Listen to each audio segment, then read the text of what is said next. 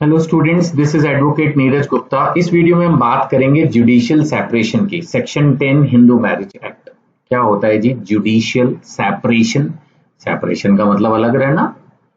दो आदमी दुखी, दो आदमी मतलब आदमी औरत, मतलब हस्बैंड वाइफ नहीं रहना चाहते साथ, लड़ लड़ के सर फोड़ रहे हैं एक दूसरे का। आई मीन नॉट फिजिकली, वैसे ही। अब उनको साथ नहीं रहना। ऐसे तो बेस्ट होता है कि उनको डिवोर्स ही करा दो, लेकिन हमारे हिंदू समाज में हम हिंदू मैरिज एक्ट पढ़ रहे हैं।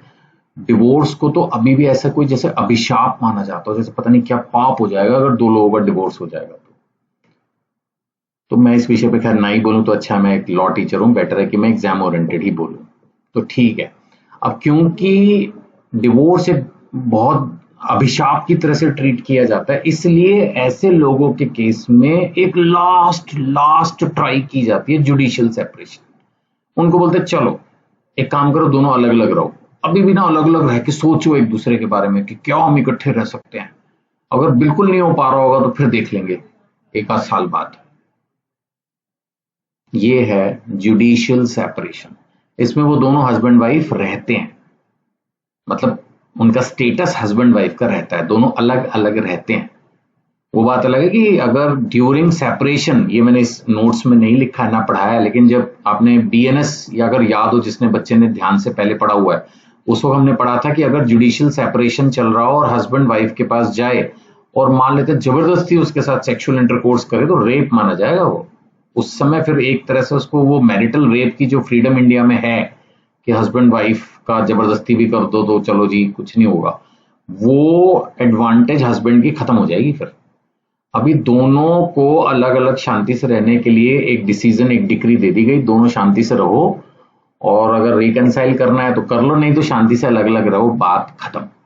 ऐसा नहीं है कि जुडिशियल सेपरेशन 3 महीने का होता है, 6 महीने का होता है एक्ट के अनुसार, ऐसा कुछ नहीं है, बस अलग अलग रहो। अब नहीं वो डिवोर्स लेना चाहते, माना वाइफ किसी भी रीजन से सोच रही है कि भाई ठीक है मैं कम से कम वाइफ का स्टेटस मेंटेन करूं, उसमें ये भी मतलब मैं ऐसे नहीं बोलूंगा फायदा है, लेकिन ये है कि कल को हस्बैंड से दार जाएगा तो उसकी प्रॉपर्टी तो मिलेगी ना, क्योंकि वो सारे उसके जो प्रॉपर्टी से रिलेटेड राइट्स हैं वो तो फिर मेंटेन रहेंगे, क्योंकि वाइफ तो रही ना वो।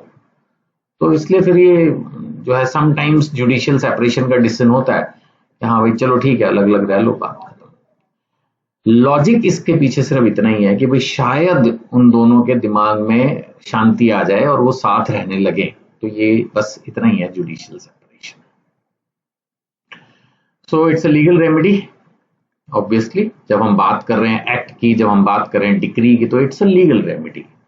हस्बैंड वाइफ को कोर्ट कह रहा है अच्छा ठीक है आप अलग रहो विदाउट डिसॉल्विंग द मैरिज, शादी आपकी चलती रहेगी और आप अलग अलग रह लो। ये एक तरह से प्रॉपर मैरिज भी नहीं है, प्रॉपर डिवोर्स भी नहीं है, बीच का रास्ता है, बीच का।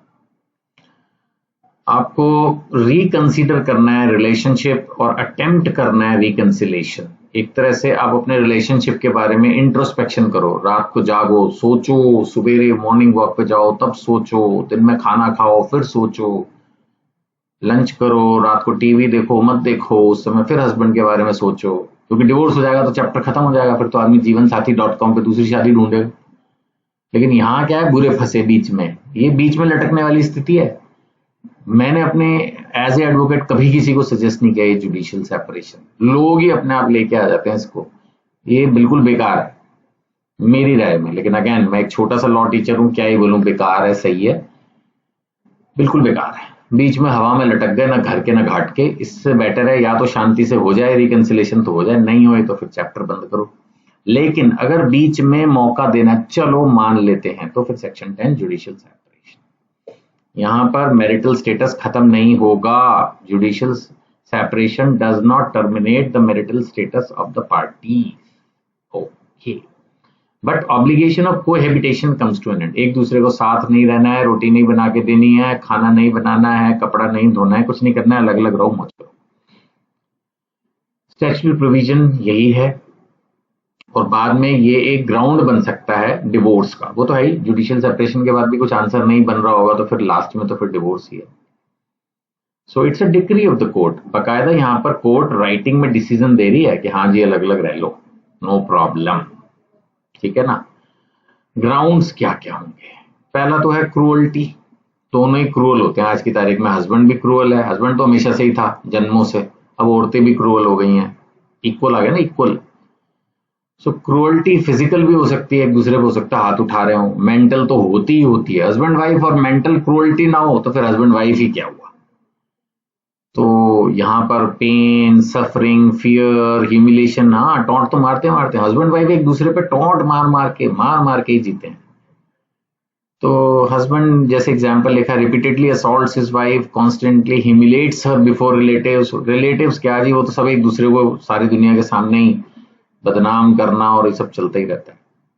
अब जैसे ये केस है वी भगत बी भगत, चलो क्या हुआ, दोनों ने एक दूसरे के खिलाफ एलिगेशन लगाए। The husband wife made serious allegations against each other during matrimonial proceedings. दोनों लड़ रहे हैं, अब लड़ रहे हैं तो उन्होंने कहा ठीक है भैया, mental cruelty sufficient ground for judicial separation and divorce.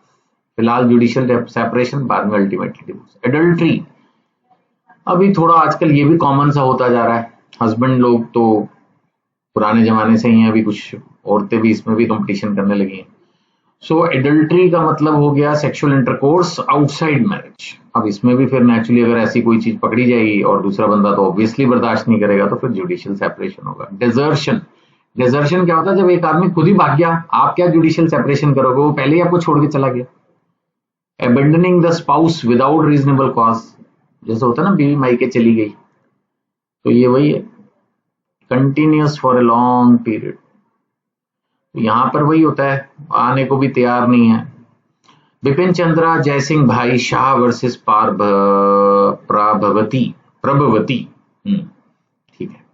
यहाँ पर the wife left the matrimonial home, disputes arose regarding whether she intend to permanently abandon her husband. मजे की बात क्या है, वाइफ तो चली जाती है घर से। सुप्रीम कोर्ट ने क्या कहा, सुप्रीम कोर्ट ने कहा भाई ये देखो कि सेपरेशन जो है वो इंटेंशन क्या है। अगर इंटेंशन है उसकी परमानेंटली अबेंडन, तो फिर ये डेजर्शन है। यानी लड़की अगर छोड़ के गई है, उसकी इंटेंशन क्या है, चली गई वो कोई बात नहीं, हो सकता वापस आई जाए थोड़े दिन में, या थोड़ा परेशान हो गई, नाराज हो गई, रिलैक्स होने के लिए गई, वो ठीक है। लेकिन अगर गई है ये छोड़ के कि मैं आऊंगी ही नहीं, अब बोल के गई है और लग भी रहा है, वो हस्बैंड आज की तारीख में तो व्हाट्सएप, फोन, पता नहीं क्या क्या अवेलेबल है, वो कर रहा है कॉन्टैक्ट, नहीं सुन रही उसकी बात, this is intention to desert, और इसमें फिर डेजर्शन माना जाएगा। दूसरी पार्टी को एटलीस्ट कोर्ट को अवॉर्ड करना पड़ेगा जुडिशियल सेपरेशन।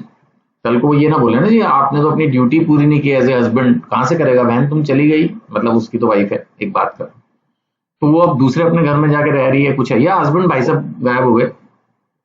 अब मैं बार बार डबल एग्जाम्पल नहीं ले पाता, आप बोलोगे सर आप तो बहुत बायस्ड हो, हमेशा वाइफ को ही भगाते रहते हो दूसरे के घर में, अपने मायके में, तो भाई सॉरी मेरे को माफ कर देना, मैं इसी तरह के एग्जाम्पल बनाता हूँ, बट मेरी इंटेंशन फेयर है, मैं दोनों पार्टीज के लिए फेयर हूँ। और आप हमेशा देखोगे जहां पर भी झगड़े करने की बात आएगी तो मैं हस्बैंड के ऊपर ब्लेम लगाऊंगा, क्योंकि हस्बैंड ही झगड़ालू होते हैं, वाइफ तो सीधी होती है। लेकिन पता नहीं क्या है कि जहां घर भागने वाली बात आती है तो मेरे दिमाग में एग्जाम्पल वाइफ का ही आता है, क्योंकि घर वाइफ ही भागती है हमेशा।